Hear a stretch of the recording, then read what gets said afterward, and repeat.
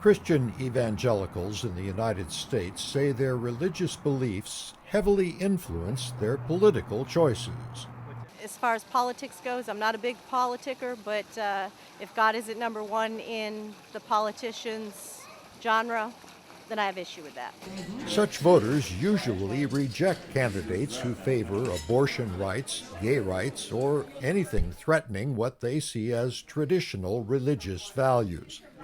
But the Reverend Dave Welch, who heads the Houston Area Pastors Council, says voters need to balance those concerns against others like leadership ability and experience. One of the challenges for Christians especially is having a high standard, having a biblical standard of who we choose, but not having such a perfectionist standard that it's unreasonable. But Welch is troubled by evangelicals supporting Donald Trump, whose personal life and casino ownership raises moral questions, and whose stance on immigration includes deporting millions of undocumented workers. Frankly, from a biblical viewpoint, from a compassion viewpoint, that's irresponsible and it's unworkable, so it's irrational fundamentally. Yet prominent evangelicals like Liberty University head Jerry Falwell Jr. have endorsed Trump. His supporters among evangelicals say they favor him because he speaks clearly and directly about their concerns, despite what they consider his flaws. Mark Jones at Rice University says evangelicals generally support a candidate who meets broad standards.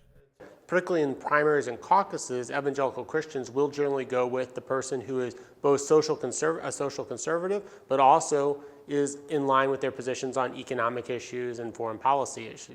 That person, according to recent polls in Iowa and elsewhere, may be Senator Ted Cruz, something Reverend Welch is happy to see.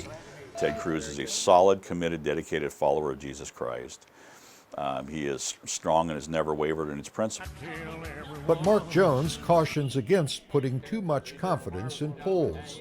We also need to keep in mind that these surveys are measuring relatively thin attitudes of many people, most of whom, or at least the majority of whom, aren't actually going to vote in a Republican primary or caucus.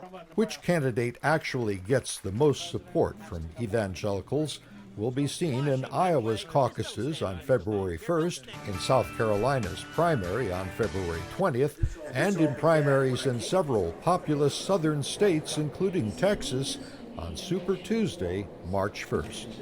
Greg Flakus, VOA News, Houston.